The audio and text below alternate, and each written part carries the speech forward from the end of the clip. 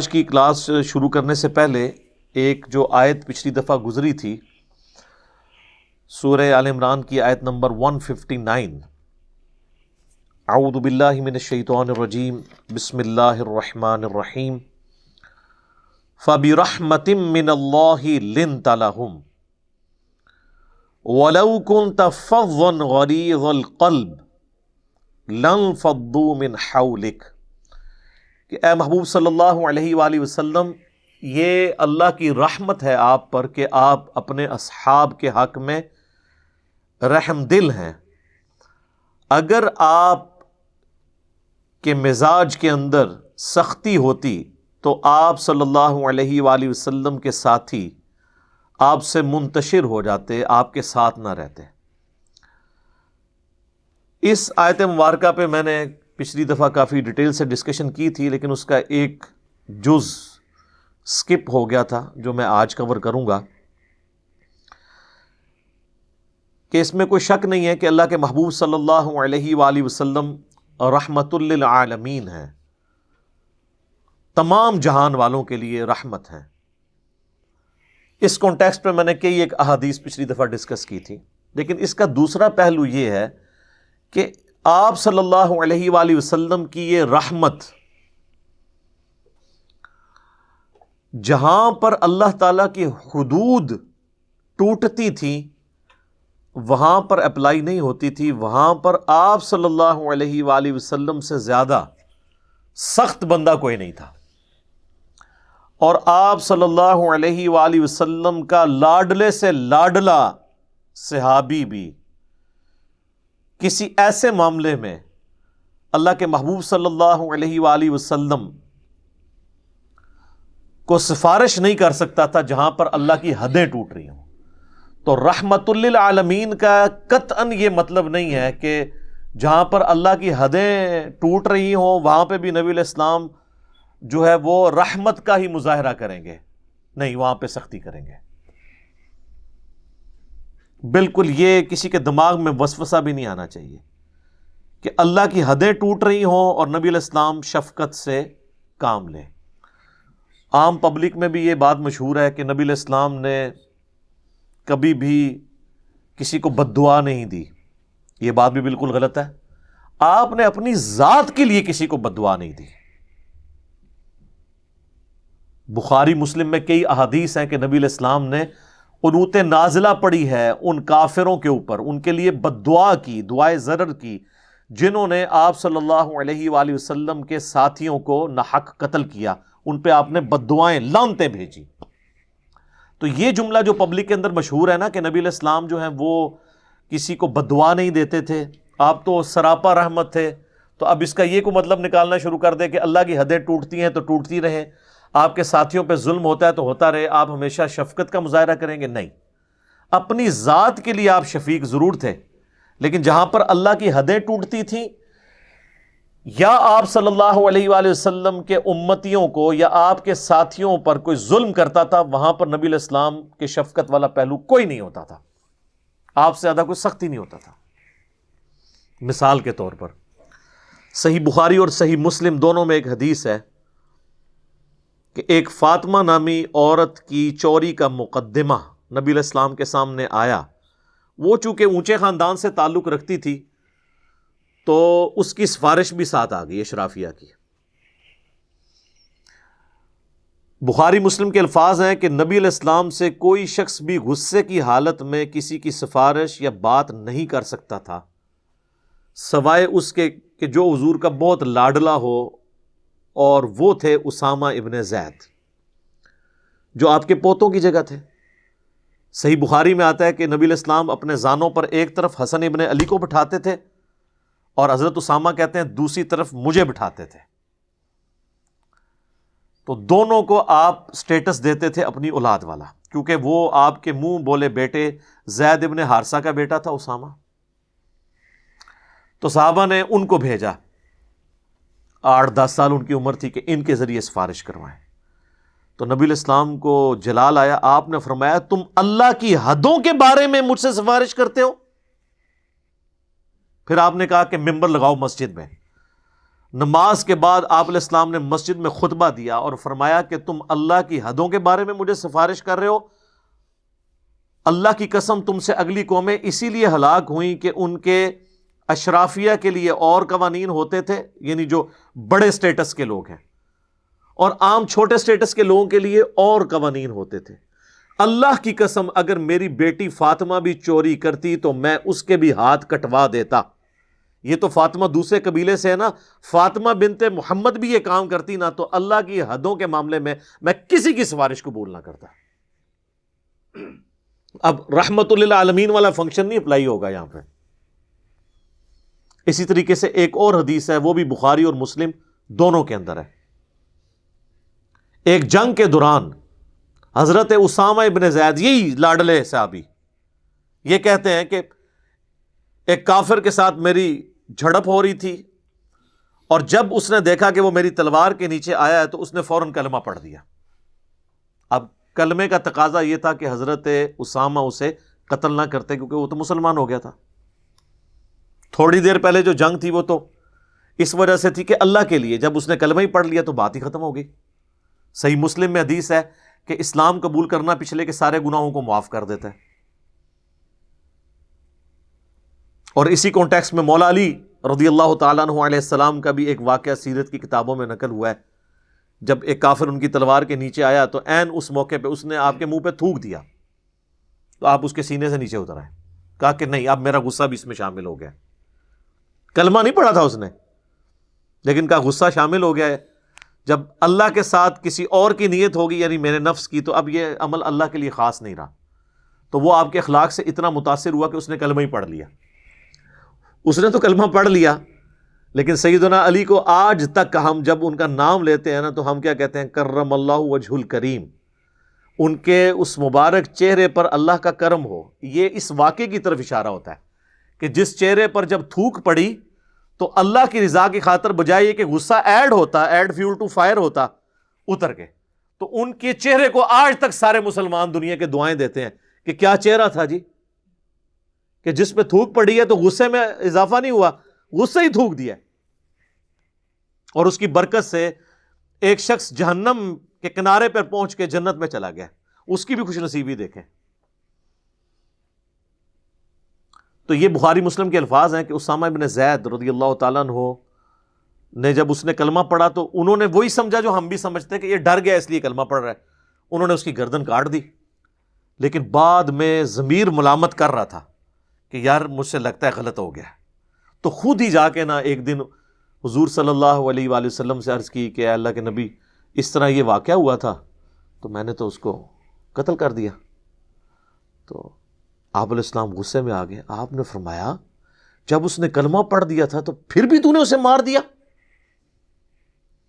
تو انہوں نے عرض کی کہ اللہ کے رسول، اس نے ڈر کے کلمہ پڑھا تھا۔ ہم بھی ہوتے تو شاید یہی کہتے۔ اس پہ نبی علیہ السلام نے جو جملہ بولا نا، آپ فرمایا کیا تو نے اس کا دل چیر لیا تھا کہ وہ ڈر کے کلمہ پڑھ رہا ہے یا واقعی اس نے اللہ کو مان لیا ہے؟ اب یہ تو کوئی دنیا کا انسان یہ دعویٰ نہیں کر سکتا نا، فتویٰ تو ظاہر پہ لگتا۔ نہ اس زمانے میں کوئی بزرگان دین ہوتے تھے کہ وہ کہتے جی ہم تو دل کا حال بھی جان لیتے ہیں۔ اسی پہ میں کہتا ہوں نا کہ میرے بھائیوں، آپ کہتے ہو کہ بڑے سے بڑا ولی کسی ادنا درجے کے صحابی کی بھی گھوڑے کے ٹاپوں سے اٹھنے والی خاک جو اس گھوڑے کے نتنوں میں بیٹھے، یہ پوری ایک کہانی بنائی ہوئی ہے نا انہوں نے، تو وہ نتنوں میں جو بیٹھتی ہے اس خاک کو بھی کوئی بزرگ نہیں پہنچ سکتا۔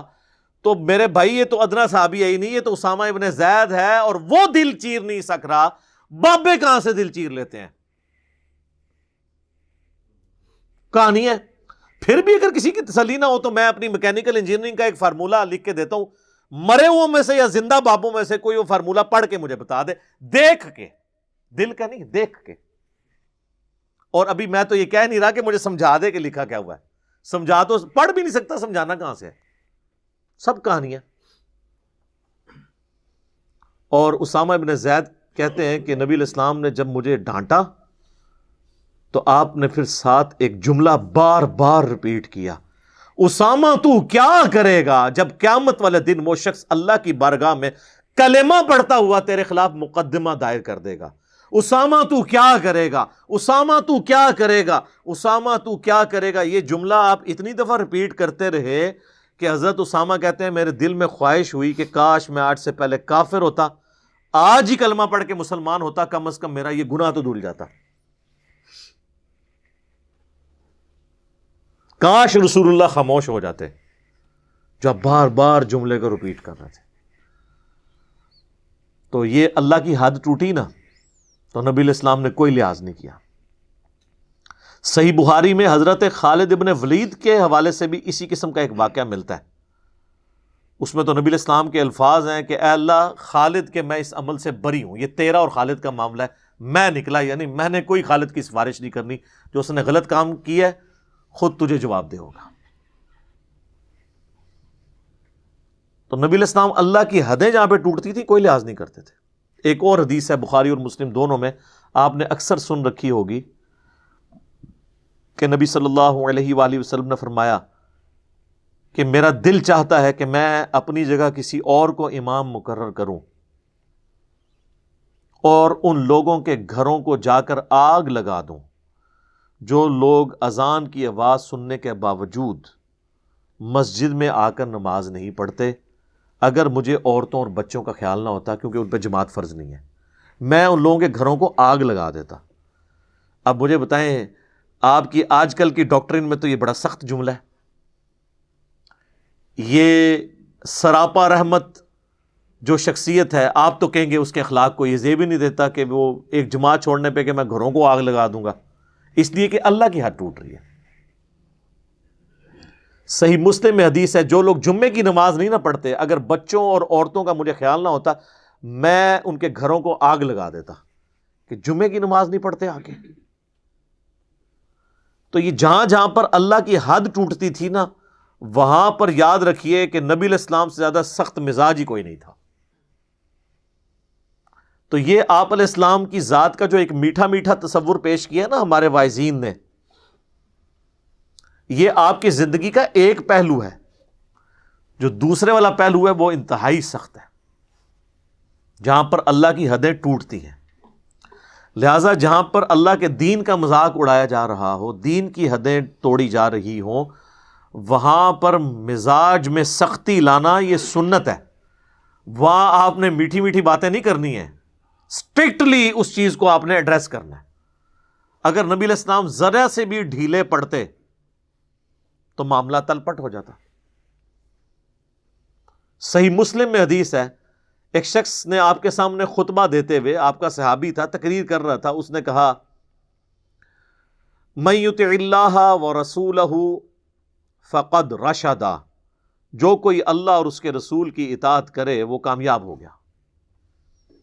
ومن یعصہما، اور جس نے ان دونوں کی نافرمانی کی، فقد غوا، وہ گمراہ ہو گیا۔ اب اس جملے کے اندر کوئی ایسی خرابی نہیں لٹریچر کے پوائنٹ آف ویو سے، نہ یہ آؤٹ آف کانٹیکسٹ ہے، نہ اس میں کوئی شرکیہ بات ہے، لیکن نبی علیہ السلام کو اس میں سے سمیل آ گئی کہ یہ معاملہ بگڑ نہ جائے بعد میں۔ آپ نے کہا بئس الخطیب انت، کتنا برا خطیب ہے تو، تجھے چاہیے تھا تو کہتا وَمَن يَعْصِ اللَّهَ وَرَسُولَهُ فَقَدْ غَوَا، تو نے یہ کیوں کہا کہ وَمَن يَعْصِهِمَا، کہ جو ان دونوں کی کرے؟ تجھے کہنا چاہیے تھا جو اللہ اور اس کے رسول کی نافرمانی کرے۔ دونوں کیوں کہا؟ اللہ تو ایک ہے۔ حالانکہ اس صحابی نے دو اللہ نہیں بتائے، کیونکہ پہلے تو وہ کہہ چکا تھا کہ جس نے اللہ اور اس کے رسول کی اطاعت کی وہ کامیاب ہو گیا، جس نے ان دونوں کی نافرمانی کی وہ گمراہ ہو گیا۔ تو بات کانٹیکسٹ کے ساتھ بالکل درست تھی، لیکن نبی علیہ السلام نے اس کو بینیفٹ بھی نہیں دیا۔ فرمایا تجھے دوبارہ بھی اس کو ریپیٹ کرنا چاہیے تھا کہ جس نے اللہ اور اس کے رسول کی نافرمانی کی، دونوں کی نہیں، دو کہاں سے ہو گئے؟ اللہ اور رسول اپنی دعوت میں تو ایک ہیں، من یطع الرسول فقد اطاع اللہ، لیکن پرسنالٹیز تو الگ ہیں، خالق اور مخلوق کا فرق ہے۔ تو امام الموحدین صلی اللہ علیہ وآلہ وسلم کی دعوت توحید کا تقاضا تھا کہ آپ ڈانٹ دیتے، اور یہی حدیث ابو داؤد میں آتی ہے، اس کے آگے بھی الفاظ موجود ہے، آپ نے کہا قم اذهب، اٹھ نکل جائے ادھر سے۔ اتنا غصہ کیا ہے تو میرے بھائی آج میرے پاس حدیثیں ہیں نا، تو میں آپ کو شرک کی سینسٹیوٹی سمجھا سکتا ہوں۔ آپ کے تو بسوں کے پیچھے لکھا ہوتا ہے اللہ نبی وارث، اور نبی علیہ السلام تو کہہ رہے ہیں تم نے اس طرح کیوں کیا۔ ایک اور حدیث ہے مسند امام احمد میں بھی اور امام بخاری کی کتاب الادب المفرد میں، ایک صحابی نے حضور علیہ السلام کے سامنے کہہ دیا ما شاء اللہ و شئت، جو اللہ چاہے اور جو اس کا رسول چاہے، اے نبی صلی اللہ علیہ وآلہ وسلم آپ جو چاہیں۔ آپ فرمایا اجعلتنی للہ ندا، کیا تو نے مجھے اللہ کے مقابلے پہ کھڑا کر دیا؟ اس نے نہیں آگے سے کہا کہ یا رسول اللہ میں آپ کو اللہ کا بندہ مان رہا ہوں، میں غیر مستقل بذات مان رہا ہوں، میں عطائی مان رہا ہوں، آپ بندے ہی ہیں، کوئی جسٹیفیکیشن نہیں دی۔ آپ فرمایا قل بل ما شاء اللہ وحدہ، کہ جو اکیلا اللہ چاہے۔ تو نے ما شاء اللہ و رسول کیوں کہا؟ تجھے چاہیے تھا صرف کہتا ما شاء اللہ۔ وہ یہ کہہ سکتا تھا میں یہ کہہ رہا ہوں کہ جو اللہ چاہے، اور اس کے بعد گیون سرکمسٹانسز میں جو آپ کی مرضی، آپ نے کراس لگا دیا۔ تو جہاں پہ اللہ کی حدیں ٹوٹتی تھی، جہاں پہ توحید کا ایشو آتا تھا، احادیث کی کتابیں بھری ہوئی ہیں اس چیز سے کہ نبی علیہ السلام نے کبھی لحاظ نہیں کیا، اور بالکل کلیئر کٹ جو بالکل سونے کے مہر صحیح بات تھی نا، وہ امت تک پہنچائی ہے چاہے کسی کو بری لگے۔ اور آپ علیہ السلام کی یہ تربیت تھی کہ آپ کی وفات کے بعد آپ کے قریبی ساتھیوں نے بھی اس ڈیکورم کو اسی طریقے سے قائم رکھا ہے۔ صحیح بخاری میں کم از کم 4 جگہ پہ یہ حدیث موجود ہے جو سیدنا ابوبکر کا پہلا خطبہ ہے نبی علیہ السلام کی وفات کے اوپر۔ آپ صلی اللہ علیہ وآلہ وسلم مسجد نبی میں حضرت ابوبکر صدیق رضی اللہ تعالیٰ عنہ تشریف لے کر آئے، اور دیکھا کہ حضرت عمر نے تلوار اٹھائی ہوئی ہے، اور وہ کہہ رہے ہیں کہ جو کہے گا کہ نبی علیہ السلام فوت ہو گئے ہیں میں اس کی گردن کاٹ دوں گا۔ حضرت ابوبکر رضی اللہ تعالیٰ عنہ نے ان کی طرف دیکھا لیکن اگنور کر کے سیدھا حجرہ عائشہ میں چلے گئے، چونکہ بیٹی تھی، محرم بھی تھی۔ نبی علیہ السلام کی میت رکھی ہوئی ہے، سر مبارک سے کفن اٹھاتے ہیں، ماتھے پر 2 آنکھوں کے درمیان بوسہ دیتے ہیں اور کہتے ہیں یا رسول اللہ، اللہ آپ پر 2 موتیں کبھی بھی جمع نہیں کرے گا، ایک موت آپ کا مقدر تھی، وہ آپ کو آ کے رہنی تھی۔ کیونکہ حضرت عمر کا یہ موقف تھا کہ رسول اللہ صلی اللہ علیہ وآلہ وسلم ڈورمنٹ پوزیشن میں چلے گئے ہیں، دوبارہ دنیا میں واپس آئیں گے، کیسر و کسریٰ کی حکومتوں کو ختم کریں گے، کیونکہ آپ کی پیش گوئیاں تو ہیں۔ جس طرح حضرت موسیٰ علیہ السلام 40 دن کے لیے چلے گئے تھے کوہ طور پہ، نبی علیہ السلام بھی کچھ دنوں بعد واپس آ جائیں گے۔ تو حضرت ابوبکر نے رد کیا، نہیں 2 موتیں نہیں، موت آنی تھی، ایک آ گئی، اب آپ دنیا میں واپس نہیں آ سکتے۔ پھر باہر نکلے اور حضرت عمر سے کہا کہ بیٹھ جاؤ، وہ نہیں بیٹھ رہے تھے، وہ ہوش میں ہی نہیں تھے۔ تو حضرت ابوبکر نے کہا عمر کو اس کے حال پہ چھوڑ دو۔ تو سب لوگ حضرت ابوبکر کی طرف متوجہ ہوئے، انہوں نے ممبر پہ چڑھتے ہی پہلا جملہ حمد و صلات کے بعد یہ پڑھا من کان یعبد محمدا فإن محمدا قد مات، جو کوئی بھی تم میں سے محمد کی عبادت کرتا ہے یا کرے گا وہ جان لے کہ محمد مر چکے ہیں، مات کے الفاظ۔ وَمَن يَعْبُدُ اللَّهَ، اور جو اللہ کی عبادت کرتا ہے یا کرے گا، فَإِنَّ اللَّهَ حَيٌّ لَا يَمُوتُ، تو وہ جان لے کہ بے شک اللہ زندہ ہے، اسے کبھی موت نہیں آئے گی۔ اب مجھے بتائیں کیا صحابہ میں کوئی حضور کی عبادت کرتا تھا؟ تو یہ فرضی جملہ بولنے کی کیا ضرورت تھی؟ بات سمجھانے کے لیے، تاکہ سمجھ آ جائے کہ کتنا سینسٹیو ایشو ہے۔ کیونکہ انسانیت نے سب سے بڑا شرک ایک پیغمبر کے نام پہ دیکھا ہے، عیسیٰ ابن مریم۔ رسول اللہ نے بھی دوسرا عیسیٰ ابن مریم بن جانا تھا اگر آپ کی تعلیمات میں کہیں پر بھی جھول ہوتا۔ بخاری میں حدیث ہے، دیکھنا میری شان کو اس طرح بلند نہ کرنا جس طرح نصارہ نے اپنے پیغمبر کی شان کو بڑھا دیا تھا، میں اللہ کا بندہ اور اس کا رسول ہوں، مجھے اللہ کا بندہ اور اس کا رسول ہی کہنا۔ صلاۃ بر محمد و آل محمد، اللہم صلی علی محمد و علی آل محمد۔ میں کہتا ہوں جی یہ رسول اللہ کی کامیابی ہے کہ ان کی میت کے اوپر لوگ صلاۃ السلام اور نعتیں نہیں پڑھ رہے، توحید بیان کر رہے ہیں۔ یہاں ہوتے تو انہوں نے تو پتہ نہیں کیا کچھ ادھر گھیرا ڈال کے تو نعتیں پڑھنی تھی اور کہنا تھا، انہوں نے تو حضرت بکر نے کہنا تھا لے ممبر تو تھلے، تو کوئی شانہ بیان کر، تو آدھا پہ مر گیا، تو یا تو نبی نو نہیں ماندا۔ بھائی اس زمانے میں اس طریقے سے چیزوں کو غلط طریقے سے پریزنٹ، انہوں مانتے تھے یا تو نبی کو، لیکن وہ آخرت کی زندگی تھی، دنیا سے تو چلے گئے۔ اور پھر حضرت ابوبکر نے اس جملے کے بعد آیت پڑھی دلیل میں، انک میت و انہم میتون، سورہ الزمر آیت نمبر 30، اے نبی تمہیں بھی مرنا ہے، تمہارے مخالفین کو بھی موت آ جائے گی، پھر قیامت کے دن تم اللہ کے حضور جھگڑو گے اپنے اختلاف کے اوپر۔ پھر سورہ آل عمران کی آیت نمبر 144 جو اسی صورت میں نازل ہوئی، وما محمد الا رسول قد خلت من قبلہ الرسل افئن مات او قتل، محمد تو نہیں مگر ایک رسول، ان سے پہلے بھی کئی رسول گزر چکے، ان سے پہلے بھی رسول آئے اور چلے گئے، اگر یہ مر جائیں یا قتل کر دیے جائیں تو کیا تم دین سے الٹے قدم پھر جاؤ گے؟ اب پاکستان میں تو ترجمہ کرنا پڑتا ہے کہ اگر یہ وصال شریف فرما گئے یا شہید ہو گئے، یہاں الفاظ کے ساتھ ہی جھگڑتے رہتے ہیں۔ یہ دو آیات سیدنا ابوبکر نے پڑھی، اور اسی کا ایک طریق جو ہے نا جی وہ المستدرک للحاکم کے اندر بھی موجود ہے،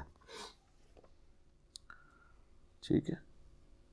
اس میں سیدنا ابوبکر نے ایک اور آیت بھی پڑھی سورہ الانبیاء کی، کہ انبیاء کرام اللہ تعالیٰ نے ان کو موت دینی، یہ آیت نمبر 8، وما جعلناہم جسدا لا یأکلون الطعام وما کانوا خالدین، ہم نے کوئی نبی ایسا نہیں بنایا کہ جو کھانا کھانے کا محتاج نہ ہو اور نہ وہ ہمیشہ اس دنیا میں رہنے والے تھے۔ یہ آیت بھی پڑھی کہ آپ بھی نبی ہیں تو آپ کی جو زندگی کا سلسلہ ہے وہ کھانے سے تھا، اور موت آپ کو بھی آنی تھی، جس طرح کہ سورۃ المائدہ میں آیا ہے کہ عیسیٰ اور ان کی ماں کھانا کھانے کے محتاج تھے، ایسوں کو اپنا مشکل کشا مانے بیٹھے ہوئے ہو جو نہ تمہارے نفع کے مالک نہ نقصان کے، سورۃ المائدہ آیت نمبر 75۔ تو یہ میں بتا رہا ہوں کہ نبی علیہ السلام کی سینسٹیوٹی آپ کی زندگی میں بھی تھی، اور آپ کے بعد ٹرانسفر بھی ہوئی ہے اصحاب رسول کے اندر۔ کسی نے جرأت نہیں کی ہے کہ کوئی ایسا عقیدہ بتائیں امت کو کہ جو گمراہی کے اوپر مبنی ہو، الٹا کہیں پہ دیکھا تو فوراً ٹوک دیا کہ یہ کیا کر رہے ہو۔ تو جہاں پہ اللہ کی حدیں ٹوٹتی تھی وہاں پہ نبی علیہ السلام بالکل کوئی لحاظ نہیں کرتے تھے۔ تو یہ میں نے اس لیے ضروری سمجھا کہ اس آیت سے کوئی غلط مطلب نہ لینا شروع کر دیں۔ اب اگلی کی آیات کی طرف چلتے ہیں، سورہ آل عمران